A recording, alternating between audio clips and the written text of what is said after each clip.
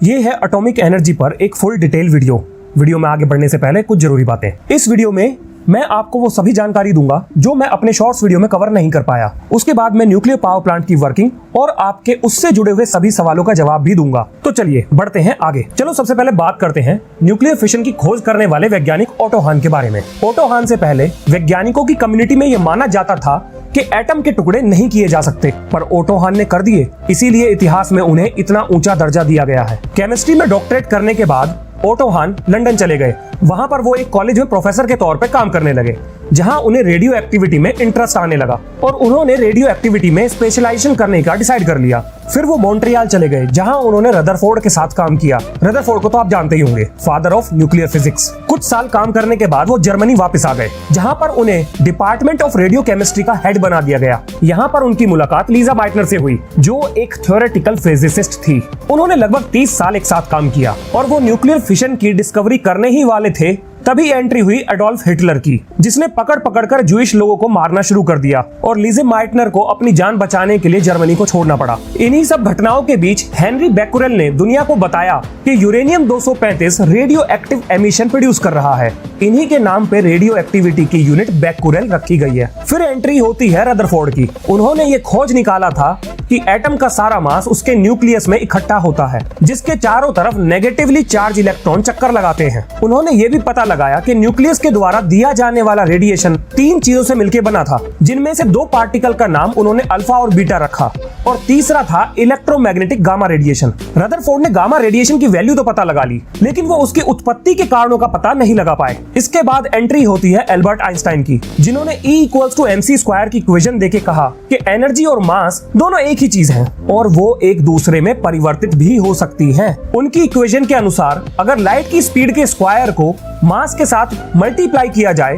तो वो एटम से निकलने वाली एनर्जी के बराबर होगा। उन्होंने ये भी बताया कि यूरेनियम एटम का थोड़ा सा मास एनर्जी में परिवर्तित हुआ होगा। इन सभी घटनाओं के बीच में ओटो हान ने एक एक्सपेरिमेंट किया। उन्होंने यूरेनियम 235 पर न्यूट्रॉन की बारिश कर दी और सोचा कि इससे उन्हें रेडियम मिल जाएगा। लेकिन यहाँ पर एक कमाल की चीज हुई, उन्हें रेडियम तो नहीं मिला, लेकिन जो मिला वो भी बहुत काम का था।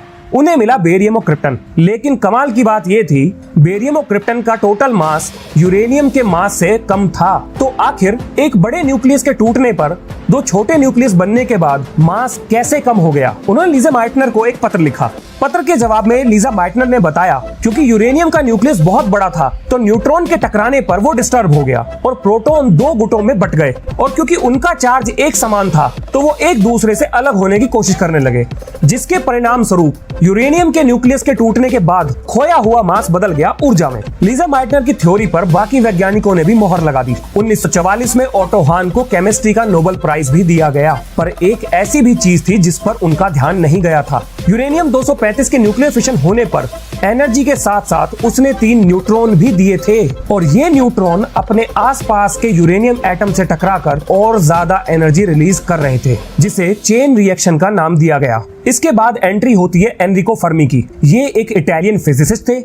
इन्होंने दुनिया का पहला फिशन रिएक्शन को कंट्रोल करने वाला रिएक्टर बनाया था, जिसका नाम था शिकागो पाइल 1। न्यूक्लियर फिशन को कंट्रोल करने की भनक हिटलर को लग गई और उसने अपने वैज्ञानिकों को एटम बॉम्ब बनाने के लिए आदेश दे दिए, जिसके परिणाम स्वरूप हंगेरियन फिजिसिस्ट एल्बर्ट आइंस्टाइन के पास जाके अपनी चिंता व्यक्त करते हैं। उनका ऐसा मानना था, हिटलर द्वारा बनाया गया एटम बॉम्ब पूरी मानवता के लिए सबसे बड़ा खतरा होगा। मौके की नजाकत को भांपते हुए एल्बर्ट आइंस्टाइन ने तब के यूएस प्रेसिडेंट रूजवेल्ट को एक पत्र लिखा, जिसमें उन्होंने अमेरिका को जर्मनी से पहले एटम बॉम्ब बनाने के लिए कहा। फिर क्या था, रूजवेल्ट के आदेश पर लाखों इंजीनियर्स की टीम इकट्ठी की गई और वैज्ञानिकों की मदद लेकर उन्होंने कुछ ही महीनों में एटम बॉम्ब तैयार कर लिया। एटम बॉम्ब बनने के बाद अमेरिका ने 16 जुलाई 1945 में न्यू मैक्सिको में धमाका करके इसकी जानकारी पूरी दुनिया को दे दी। पर पैसिफिक ओशन में जापान ने अमेरिका का मार मार के भरता बना रखा था। जापान को कंट्रोल करने के लिए अमेरिका ने 6 और 9 अगस्त 1945 में जापान के हिरोशिमा और नागासाकी पर एटम बॉम्ब गिरा दिए, जिसमें 2 लाख से भी ज्यादा लोगों की मृत्यु हुई थी। ये था न्यूक्लियर फिशन से जुड़ा हुआ इतिहास। अब चलते हैं एक न्यूक्लियर रिएक्टर की वर्किंग पर।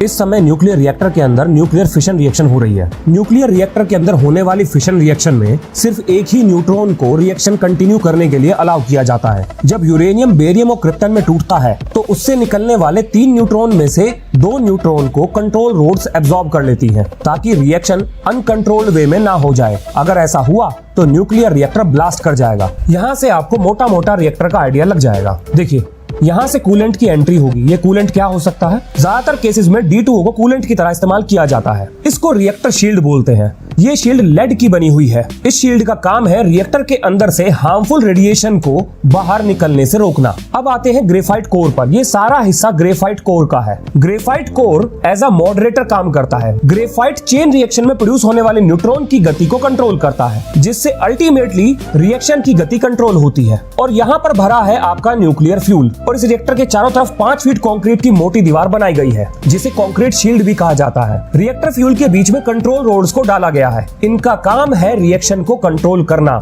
न्यूक्लियर फिशन में प्रोड्यूस होने वाले एक्स्ट्रा न्यूट्रॉन को ये एब्जॉर्ब कर लेती हैं। चलिए बताता हूँ आपको कौन कौन सा मटेरियल कंट्रोल रोड्स में इस्तेमाल होता है। ज्यादातर हम बोरोन, कैडमियम, सिल्वर, हैफनियम और इंडियम का इस्तेमाल करते हैं। इन मटेरियल की खास प्रॉपर्टी ये है कि ये न्यूट्रॉन को एब्जॉर्ब करते हुए खुद को डिके होने से बचा लेते हैं। अब बात करते हैं न्यूक्लियर रिएक्टर कैसे काम करता है। देखिए, ये आपका न्यूक्लियर रिएक्टर है। इसके चारों तरफ कंक्रीट की मोटी दीवार और उससे पहले लेड की शील्डिंग की गई है, ताकि कोई भी रेडिएशन बाहर ना जा सके। ये सब करने के बाद भी इस रिएक्टर वेसल को एक और शील्ड के थ्रू बाहर के एटमॉस्फेयर से सेव किया गया है, ताकि किसी भी अनचाही दुर्घटना से बचा जा सके। आइए अब देखते हैं इसमें हो क्या रहा है। ये जो आप लाल रंग के डॉट्स देख रहे हैं, ये है D2O। ये क्या काम कर रहा है? ये इस रिएक्टर को ठंडा रखने का काम कर रहा है। इस रिएक्शन के दौरान प्रोड्यूस होने वाली हीट एनर्जी को अपने अंदर एब्जॉर्ब करके एक दूसरे टैंक से होता हुआ पंप की सहायता से रिएक्टर में जाकर एक चेन को कंप्लीट करता है। दूसरे टैंक में पानी भरा है, जहां पर ये अपनी हीट एनर्जी को उस पानी को दे देता है।